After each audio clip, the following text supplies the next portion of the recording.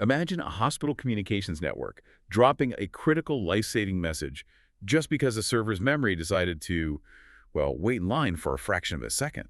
Welcome to our deep dive into the Avaya messaging architecture, where we'll see exactly how engineers prevent those invisible catastrophes. Yeah, that's exactly what we're tearing apart today. We are looking specifically at the blueprint for the Avaya Messaging Support Online Test Exam Code 71801T. All right, 71801T.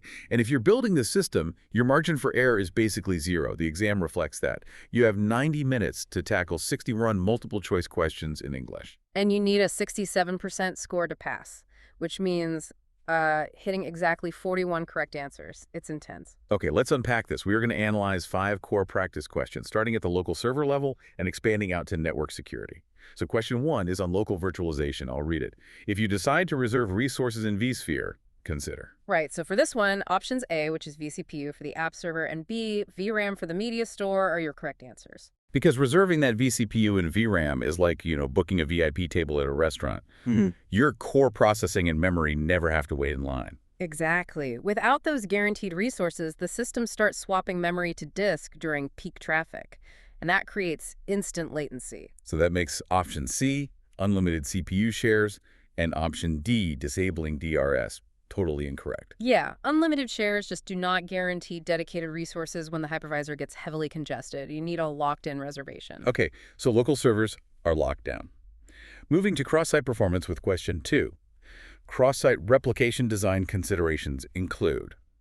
For this, the correct options are A, 1 bandwidth, B, latency under 50 milliseconds, and C, separate VLANs. Wait, is a strict 50 millisecond limit really necessary? I mean, that is incredibly fast. What's fascinating here is that, yes, it really is. If the database updates take longer than 50 milliseconds to sync across the WAN, you get these devastating split-brain errors. Oh, wow. Which explains why option D, UDP unacknowledged, is incorrect here. Right, because UDP is just fire and forget. Replication requires guaranteed acknowledged data delivery. So you've got this data replicating flawlessly, but we need to track it. Question 3 is about system monitoring. SNMP configuration steps involve. Here you need options A, community string or V3 credentials, B, defining trap receivers, and D, mapping OIDs to an NMS. Basically creating a translation dictionary, right? Yeah. So the monitoring software can actually read the Avaya alerts. Spot on. Without that mapping, critical alerts are just gibberish. And option C, enabling SNMP on WebLM, is completely incorrect. Because WebLM is dedicated solely to licensing. It has nothing to do with network management. Exactly. So keep your monitoring targeted, which is crucial when you inevitably hit bottlenecks and need to fix delays. Right, which leads directly to question 4. To mitigate network latency affecting message retrieval, you might. The correct mitigation steps are A, QS for SIP and RTP, B, local read cache, and D, increase TCP window size. I love the logic for option D. Increasing the TCP window is like sending one massive delivery truck instead of making dozens of small, slow trips. Yeah, it optimizes throughput beautifully. But option C, switching to H323 protocol, is incorrect. Because changing the software protocol doesn't solve underlying physical latency. It's like hiring a different delivery company, but they're stuck in the exact same physical rush hour traffic. Exactly. Different uniforms, same traffic jam. Okay, final question on system access. Supported user authentication mechanisms include.